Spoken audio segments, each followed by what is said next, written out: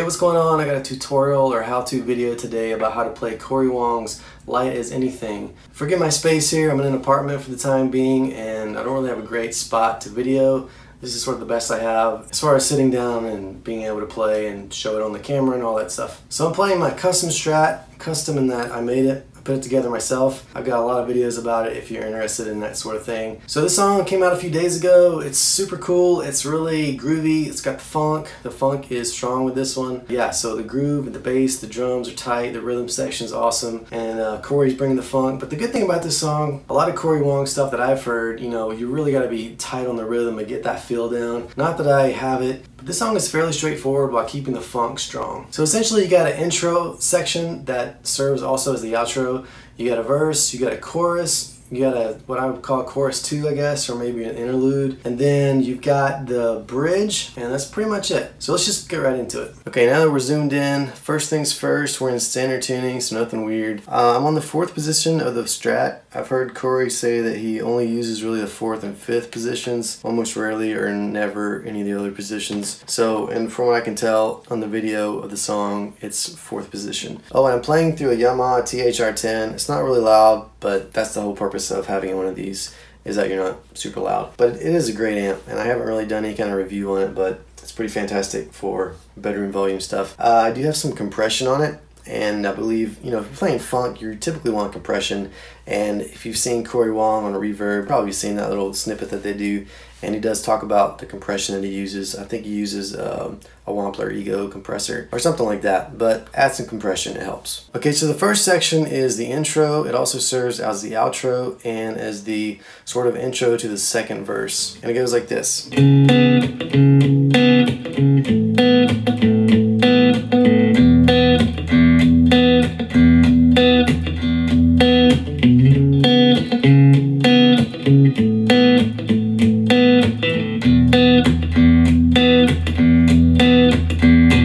So all that really is 3 chords. It's a C sharp minor, an A, and an E. Now typically you'll see a C sharp minor played like this, an A maybe like this, and an E like this. So the chords you're going to play are just a variation of those that you may know already. So your C sharp minor is going to be your ring finger on the A string, 4th fret, your first finger on the 2nd fret, D string, and your pinky on the 4th fret, G string. Your A chord, you're just going to lift off your ring finger. It's going to be that. And then your E, when Cory plays it in the video, he actually plays it like this, but I never really hear that G sharp when he's playing that intro and outro. I hear the B more, which if you put your pinky finger on the G string, 4th fret, that's a B. So I'm playing my E like this. Basically you're just borrowing your A and D strings on the 2nd fret and then leaving your pinky on the G string. So if you choose to do it the way I showed you, that just means you're having less movement with your fingers. You're doing the C sharp minor like this, A, and then E. But I do see Cory play it like this. So play it however is easiest for you. And so for the rhythm of this, you want to focus it on the root note of the chord. So on that C sharp minor, focus on that C sharp. You could almost just do it on a singular string.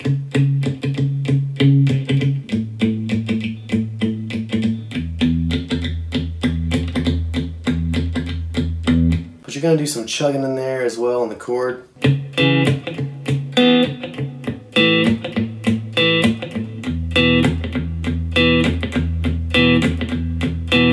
And that's really the whole intro, outro, and beginning of the second verse. So the next section is the verse, and this is where the funk comes in. So I'm going to break the verse up into 2 sections to just make it easier to understand. I'm just going to play it and show you the first section.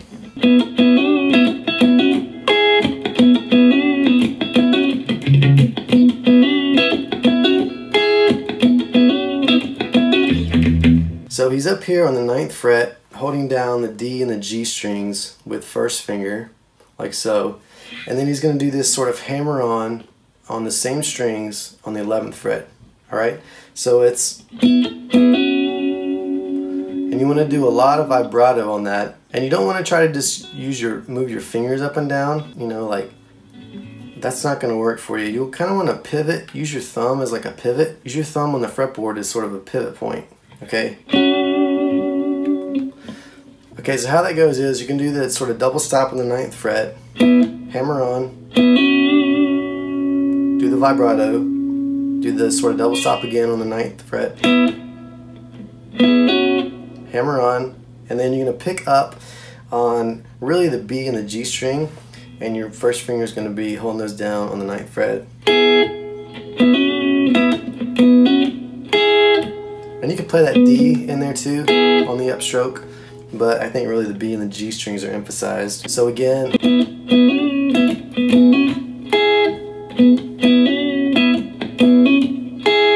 so the next part you're going to repeat the same thing, except you're going to be playing the C sharp note on the 9th fret E string.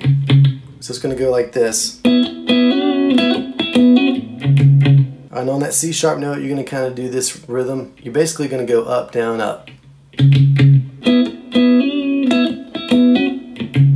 Alright, then you're going to repeat the part where you do the upstroke. Then repeat the beginning of that again, and then you're going to go down here. And really he's just playing the E string. And you could play it up here, because really the E string, open E string is open E string.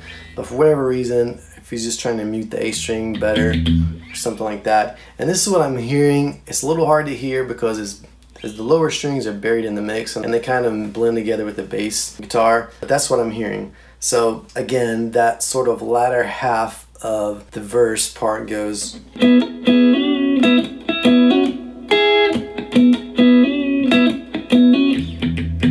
Okay, so to reiterate, there's sort of 4 sections of that one larger section of the verse. And I'll play it again slowly.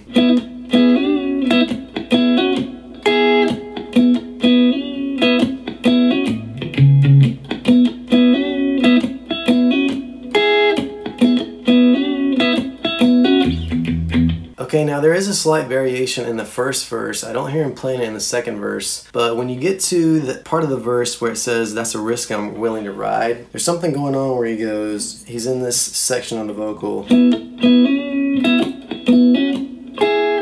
he goes something like this. Instead of this, just that plain low E string, he goes,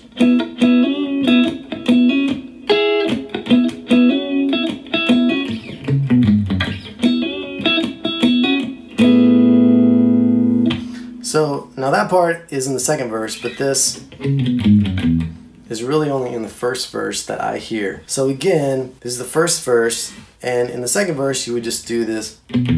Alright, I hope that makes sense. So this is right before the lyric in the verse that goes, "To try to be happy."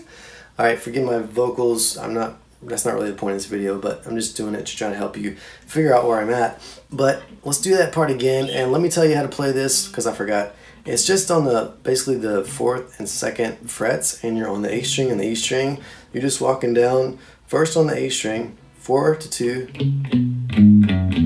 So 4 to 2, then on the E string, 4 to 2, and then open E. So, alright, so now let's play that whole section again slowly.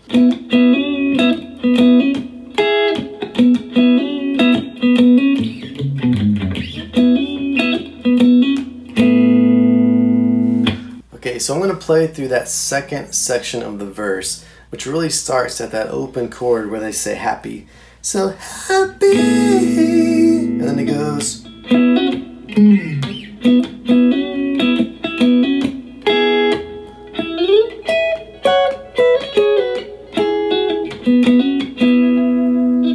Alright, now let's talk about that. That chord that just kind of rings out is like an A over E. So you're going to play your E chord like an A shape on the 9th fret. You're just barring the D, G, and B strings, but you're going to add the open A string. Now you can play that A note on the 12th fret A string because it's just another A, but I think the way Cory plays it is the open A string. So you're doing the open chord that we talked about, the E over A, and you're going to hammer on the 11th fret again. You're going to do that slide down on the A string from 11 down. Then you're going to sort of do your normal lick with that upstroke. Now this is going to be on the G string. I use my first finger, it seems to be the most efficient. You're going to slide up to like the 16th fret. Alright, now on the 17th fret, you're going to put your ring finger on the B string, and you're going to sort of bar with your first finger on the 16th fret. So you're playing those notes. So again, slide up from the 9th fret to 16. And you can play the G string on the 16th fret. It sounds okay. I don't think it's really emphasized, so you can kind of mute it either way. Again. Now from there you're going to go, now that's on the 14th fret, the B and E strings, down 2 frets again to the 12th fret, same strings. Then you're going to do this slide down, and that is on the 14th fret B string, 13th fret G string, slide down 2 frets, and then you're going to put your bar back on the 9th fret on the D, G, and B strings. You're going to be playing the G and the B strings, and you're going to hammer on and pull off on the G string, 11th fret, like that. Then you're going to play the D string on the 9th fret really quickly. Then you're going to hammer on from 9 to 11 quickly. And then you're going to play the 9th fret, D and G strings, and do a little vibrato. So let's do that little fill again slowly.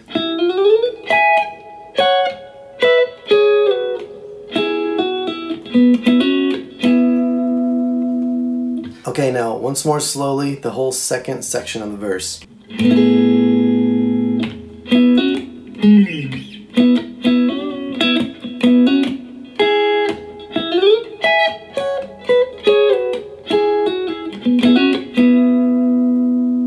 So the verse is probably the most tricky part of the song. After that, it's really just some chords and rhythm. Now on to the chorus. The chorus is really pretty simple. The guitar kind of takes a background and just plays rhythm, and it's not really standing out in the mix. So the chords are an E to a C sharp minor, and then at one part in the chorus, they play an A and an F sharp minor.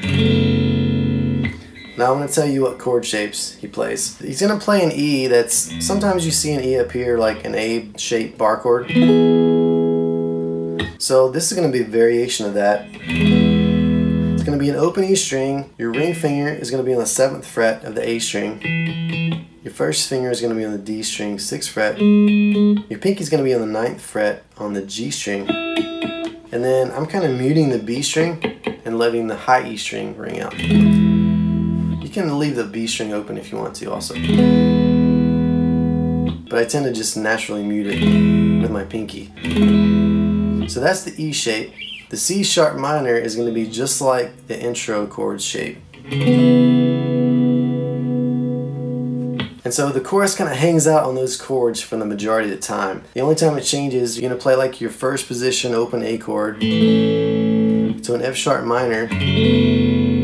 So I'm playing the low E string 2nd fret with my thumb, the A and the D strings on the 4th fret, 3rd string and the G string on the 2nd fret, and leaving the B and the E strings open. Okay, so I'm going to kind of sing through the chorus, forgive me again, but just so you know how it goes. This is the fire that keeps me out all night, and still at church on time, and still as light as anything.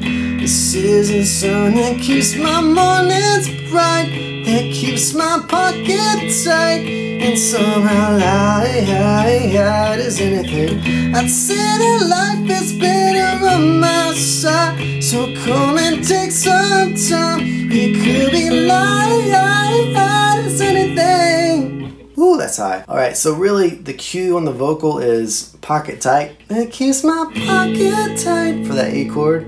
And still as F sharp minor, light as anything. And then it goes back to the E and the C sharp minor. Okay, so on to the next section. I'm going to call this chorus 2, just for lack of a better term. You're going to be playing like a jazzy 7th chord. You're going to be on the 5th fret on your low E string, muting the A string. Same fret for the D string, 5th fret, and the G string you're going to be on the 6th fret. And then I'm muting the E and the B strings. The second chord of that little section is just going to be moved down 1 fret, everything down 1 fret. And he kind of slides into the first chord.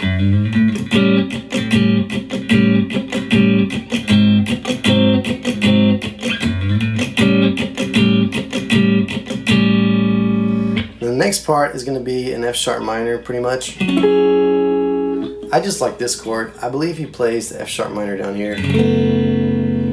But for whatever reason, and this isn't a true F sharp minor chord, I don't know what that is, but I like this chord. If you want to know what it is, I'm really just borrowing everything on the 9th fret and adding my ring finger on the D string 11th fret.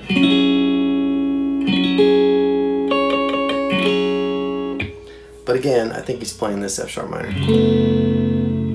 That's really it for the second chorus, if you want to call it that. Now for the bridge section, we're going to play a G sharp, C sharp minor,